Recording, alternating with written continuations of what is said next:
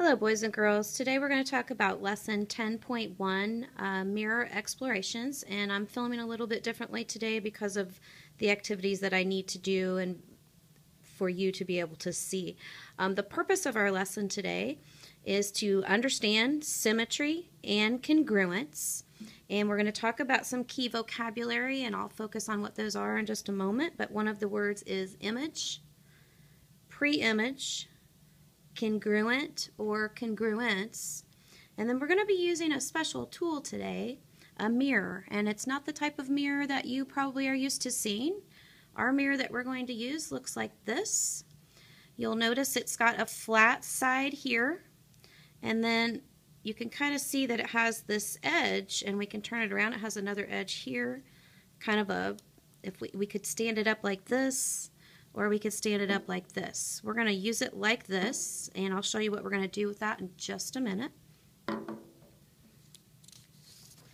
But before we get started with that, I want to review symmetry, because in the past, when you've seen symmetry or done a question on a symmetry in a math box or something like that, usually you're given a shape and you're asked a question like, how many lines of symmetry does this shape have? So if we take a look at this triangle right here, I have made one line of symmetry, and basically what that means is if I fold on this line or I cut on that line and take that side to that side, they should match and be the same size and the same shape. If we take a look at the rectangle, you'll notice that it has more lines of symmetry than our triangle does. I could fold or cut on this line and I would have the same shape on both sides. They should match up. I could fold on this diagonal or that diagonal, or I could fold down the center going vertically. So that shape has definitely more lines of symmetry than our triangle here. The word congruent basically means the same thing as symmetry or symmetrical, because we're still looking at the same size and shape and they match exactly. So next thing we're going to talk about and move on to is actually using this mirror, and I'm going to show you what I did here, because looking at this picture you might not understand. What you're going to be given is a picture that looks something like this. You're not going to see this line and you're not going to see this when you start your work in the classroom. What you're going to see is what's called the pre-image. That is the picture or the shape that you're going to be looking at before you use this mirror, okay? And then basically what I did was I placed this mirror next to the pre-image, and I took a marker, and you won't be able to see this on the video because I can't move the camera down here, but I'm basically looking through the side of this mirror, and I can actually see a reflection of this image in the mirror. And so basically what I did was I took my marker and I looked at that image and I traced over the image that I saw in the mirror. And then I took my marker and I drew a line of symmetry using that straight edge, and when I lifted it up, this is what I made. So I made it in two different colors so you could see the difference between the pre-image and the image. So the image is what it looks like in the mirror, and this is what it looked like before the mirror. And then of course this is my line of symmetry, showing you that if I folded on this line and folded that side over, they should match exactly, be not only symmetrical but also congruent. Okay, this is a second picture that I did, and basically you can see that this was my pre-image here on the left in the black, and I took the mirror, placed it next to the shapes, and I took my marker and I traced over the image that I saw.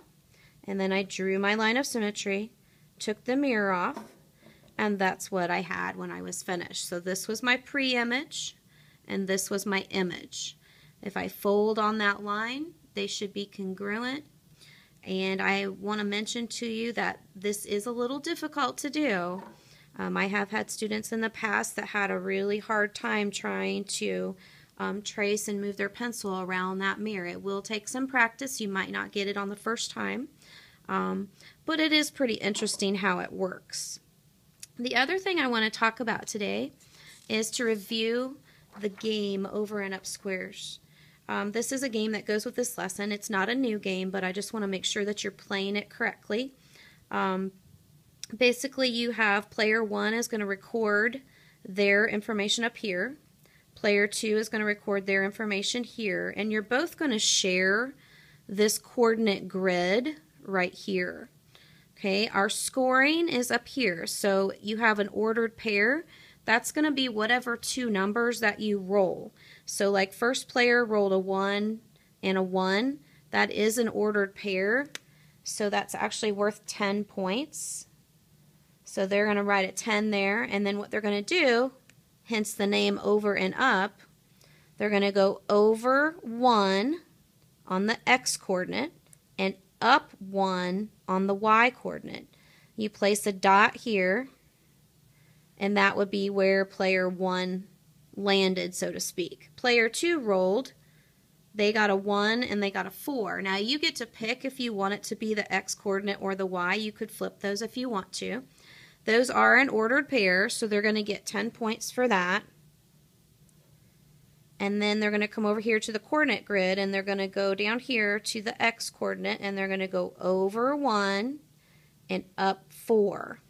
Now, my advice to you is one of you use one color and one of you use another color so that you can keep track of who made what dot. Okay?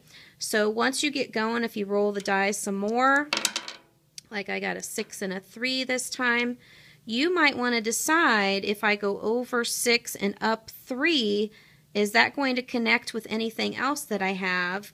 Or would it be better if I flip those around and go over 3 and up 6?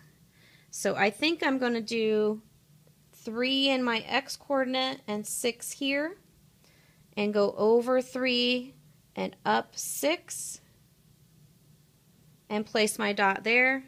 And then the next person would go, and they would do the same thing. Now this is an ordered pair. I still haven't formed a line segment, which is worth 10 points. And I have not formed a square yet, which is worth 50 points. So each time you go, as long as you have an ordered pair, which these would be an ordered pair, every time you should get at least 10 points for each roll that you do. So once you form a square and once you have played 10 rounds, then the game is over. You're going to add up your points, and the person with the highest score would be the winner. So hopefully that all makes sense. Again, if you have any questions, come see me in class. Make sure to move your magnet when you come in. And also, if you just want to watch the video again, just to make sure you have a good handle on it, sometimes that's a good idea as well. So I will see you next time. Toodles!